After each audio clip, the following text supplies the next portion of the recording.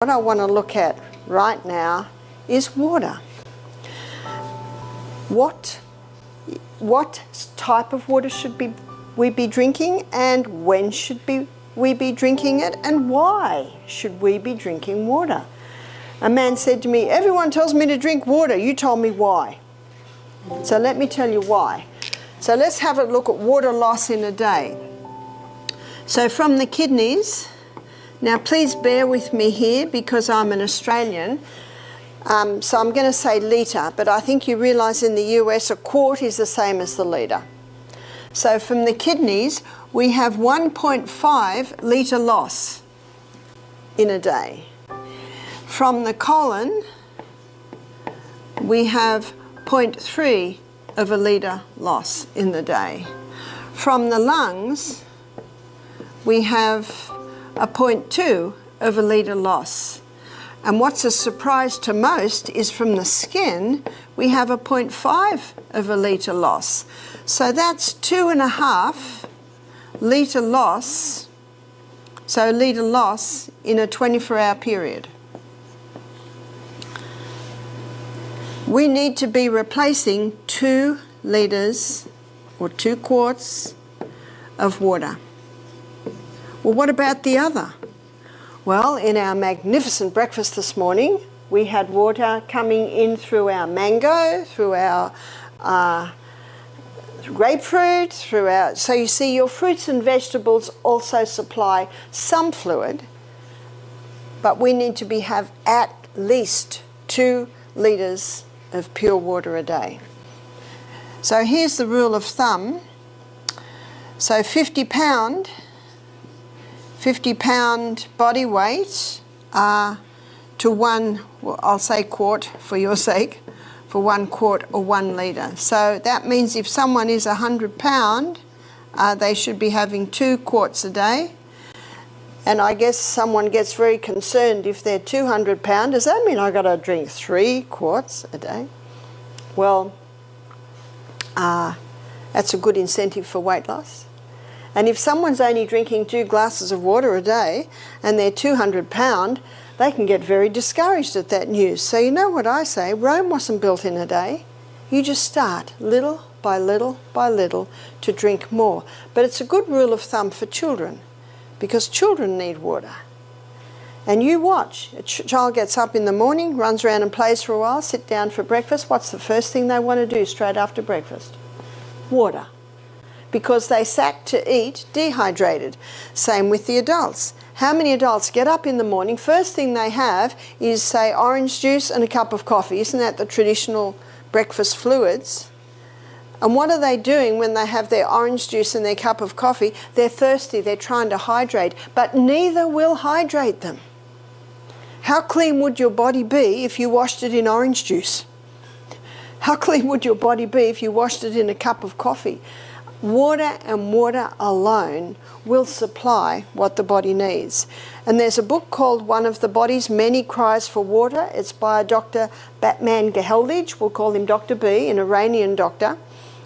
And his story is very interesting. He was in prison, political prisoner, and all the patients, well, not patients, but the residents in the jail would come to him because he's the doctor.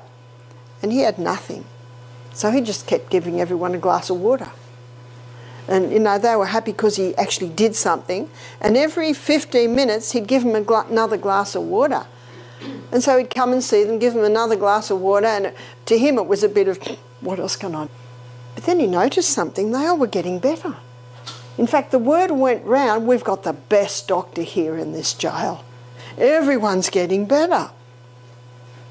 So he put his detective hat on. Why are they getting better? All I'm doing is giving them water. And out of that came his book, One of the Body's Many Cries for Water. And what's fascinating about his book, I'm pretty sure it's in the bookshelf there, is he goes into every single body function, because don't you love it when someone says, why is this happening? And then investigate and then write a book, and we can read that book and go, well, looky there. No need to reinvent the wheel. This guy's done it all. And what he found was the first place that water is lost is the stomach. Because lining our stomach, we have a thick mucosa lining, and in that thick mucosa lining is sodium bicarbonate.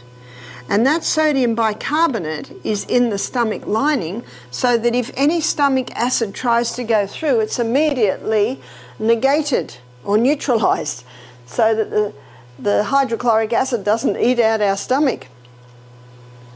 But one of the first places that water is taken from in dehydration is the lining of the stomach. And so when someone is dehydrated, they can have a very thin stomach lining. And when there's a very thin stomach lining, there's no sodium bicarbonate in there. And so the stomach acid can easily start to eat its way through. And then because there's damage, our body's own microorganisms change roles and become the clean-up team. Remember Monday, where we looked at the cycle of life? And they change roles and become the clean-up team. Remember what its name is? Bacteria. And they've given them a name in the stomach. It's called Helicobacter. You've heard of it? Yes. Helicobacter pylori. Helicobacter pylori is blamed for stomach ulcers. Students, what's the cause of stomach ulcers? Well, the number one, it's actually dehydration. And Dr. B claimed that at the writing of his book to have cured 3,000 cases of stomach ulcer with water alone. Because the first place that the water is taken from is the lining of the stomach. And the first place it goes to is the lining of the stomach. So a glass of water, half an hour before the meal, the first thing it'll do is it'll thicken that mucosa lining on the stomach. So there's a couple of doctors from Australia, Western Australia, that got a Nobel Prize for discovering that Helicobacter pylori causes stomach ulcers. They were even putting Helicobacter pylori into someone's stomach and, yeah, stomach ulcer. But you know what my question is? Well, were they dehydrated? How much water were they drinking? Are they coffee drinkers? We had a pathologist attend our program. He said, we did studies on coffee and we found it took 5 glasses of water to make up for the dehydrating agents in 1 cup of coffee. Now, when you look at that, I think you'd agree with me, the nation's dehydrated. And Dr. B's book, One of the Body's Many Cries for Water, it actually explains why all of these ailments are happening. The other title to his book is, he's not sick, he's thirsty. The other title to his book is, subtitle, Don't Treat Thirst with Medications. Because when you do take medications, what does that do to your hydration status? Lessens it even more. I know as a psychiatric nurse, you'd be talking to the patients and you can tell their mouth is dry by the way they're talking. So what do? Oh, Coke, coffee. Is that helping? Not at all. In fact, it's contributing to the fact that they're still in the psychiatric hospital, because our brain is 85% water. From the neck down, we're 75% water. Our brain is a hydroelectric system. No hydro, no electricity.